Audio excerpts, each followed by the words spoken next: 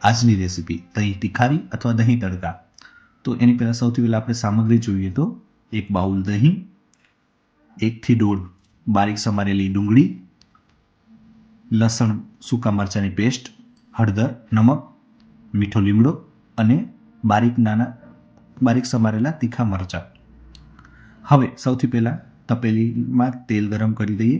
થોડુંક વધારે પ્રમાણમાં તેલ લેવું. તેલ જેવું આવી જાય તેની અંદર રાઈ, જીરું અને મીઠા લીમડાથી વઘાર કરી દેવું. વઘાર કરીને તેની અંદર ડુંગળી ઉમેરી દેવી.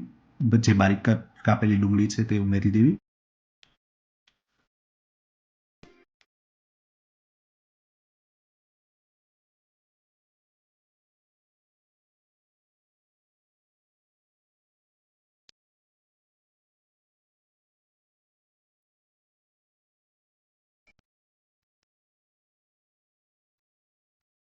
બ્રાઉન થાય ત્યાં સુધી એને પકવવી.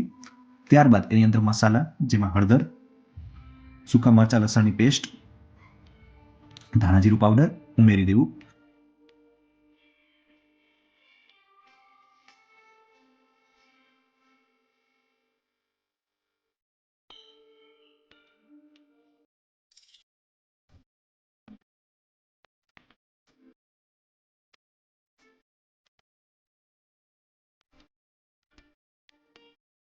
મસાલા એકદમ પાકી જાય ત્યાર પછી ગેસને બંધ કરી દેવું અને તપેલીને નીચે ઉતારી લેવી. થોડુંક વઘાર ઠંડો થાય એ પછી એની અંદર દહીં ઉમેરી દેવું. જો ગરમા ગરમમાં દહીં ઉમેરશો તો એ દહીં ફાટી જશે અને ટેસ્ટ નહીં આવે સારો.